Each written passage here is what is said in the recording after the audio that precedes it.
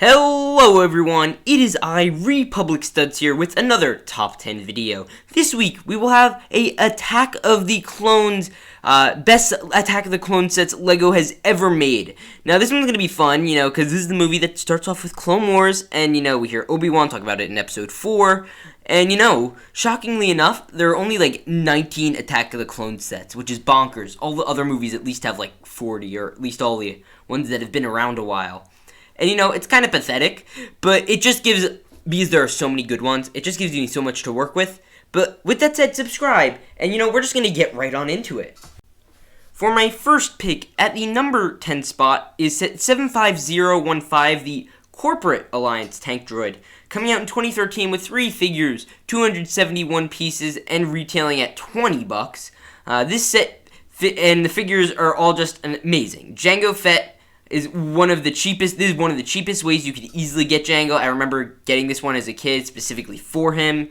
And you also got, at the time, one of the brand new Phase 1 Clone Troopers, which is sick. And you also got a new color variation of the Geonosis Battle Droid, or fairly new at least. And the build's neat. It certainly used a lot of intricate techniques. I think they could have done the tread slightly better. But, it was neat, and I think it definitely deserves a spot for number 10 on our list. At number 9, we have yet another big droid pick. It is the set 75016, the 2013 Homing Spider Droid. This one came with 4 figures, 295 pieces, and retailed for $30. The figures included our Stas Ali, which I believe is still unique to this set, another one of the new Phase 1 Clone Troopers, 2 Super Battle Droids, and you also get a sick non-stud shooter Dwarf Spider Droid. It's kind of sad that that's what we have to look forward to. And, the build itself is pretty neat. It has like a little round center with its 2 laser dishes on the top and bottom. And it just was super neat build for the Spider Droid, and I thought it was better than the more recent one they had, which is considered an Episode 3 set. But it gives me hope they'll make a Tri-Droid eventually based on the shape of it. And, that would hopefully make sense. But that said, I think it's time to move in to number 8. For number 8, we have the set 7133, the 2002 Bounty Hunter's Pursuit. Usually, I don't put older sets in these lists because the designs always, are improved upon or are just better. But sadly, this one only has one interpretation of the scene, and this is the only one we've ever gotten, like with Zam Wessel. We got 3 figures, 259 pieces, and a retail price of $30, which by today's standards, I think is even expensive just looking at this.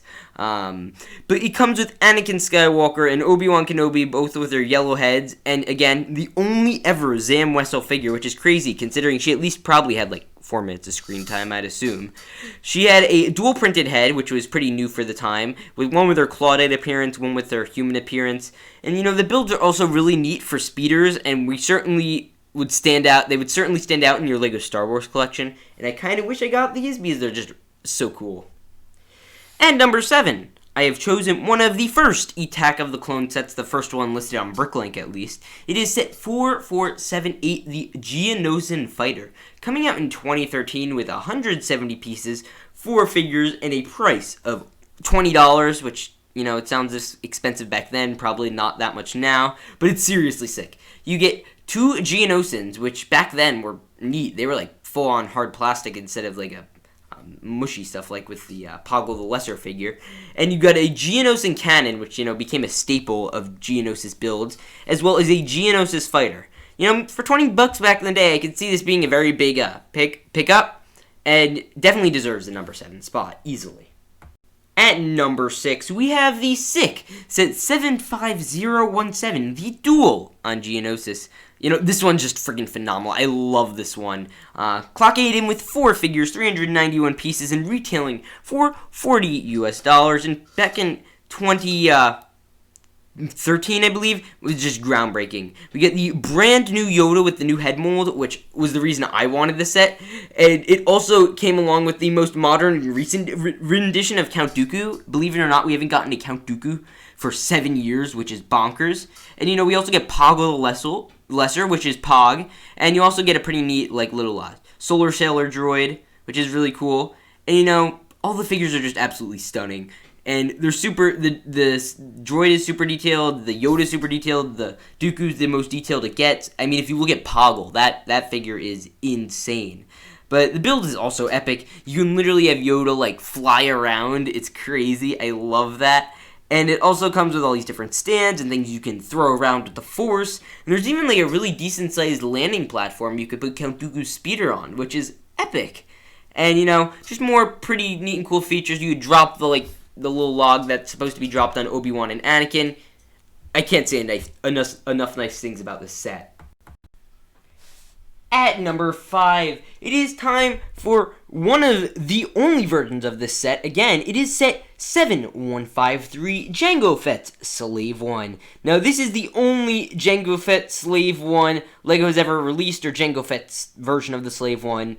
But it came with 2 figures, which is kind of shocking. 360 pieces, and was around $50 back in 2002. The figures are Jango Fett. I wrote young Jango Fett, but it is young Boba Fett with, obviously he has the yellow head and hands, they both do, and, the build is pretty neat. I like it because it's fun, and mainly because it's the only interpretation of the set. It really wouldn't be that hard for LEGO to top it. I've seen people make mocks of a UCS one or a playset one. It's pretty cool. I really hope LEGO eventually does a new Jango Fett Slave one. It's kind of disappointing they haven't. But either way, it's nice to at least know one is out there, and that's why this one has made it to the number 5 spot, just because it's such a cool ship. At number 4, we have a seriously underrated set, and I regret not getting this one when I had the chance back in when I had the time. But it was set 75191, the 2017 Jedi Starfighter and Hyperdrive. The set, it's just sick. It just reminds me of, like, Anakin's Pod Racer set. It's just like you look at it, and that's cool. But yes, it comes with 4 figures. We get Jango Fett, young Boba Fett, Obi-Wan Kenobi, and R4-P17. Now, we get a hyperdrive ring, which is very rare in LEGO Star Wars. I believe it's only happened once or twice before this. And we hadn't had one in a while when this came out. And, the build's just really unique. Like, every movie has that one unique set. Like, with the Rise of Skywalker, it's the Pisana Speeder Chase.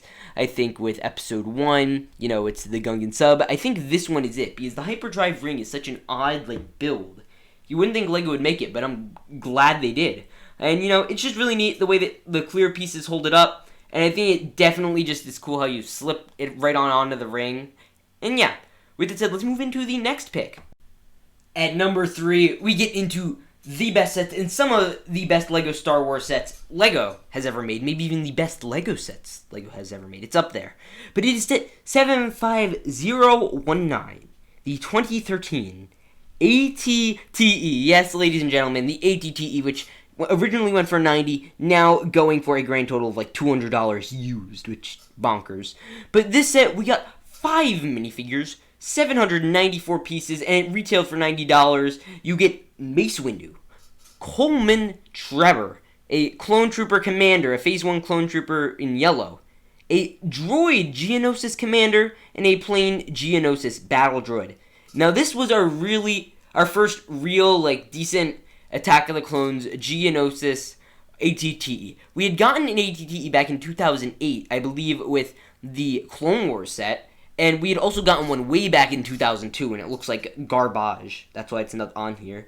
But this was our first really, good Attack of the Clones ATTE. It's great, and it's just awesome for any army. I wish I had one. I'm hopefully going to get one eventually. I know I will.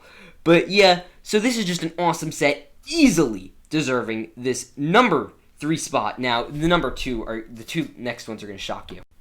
Now, this number 2 pick is probably going to be my most controversial pick of the entire wave. It's 7163, the Republic Gunship, coming out back in 2002 with 693 pieces, 8 minifigures, bonkers, and retailed for $90.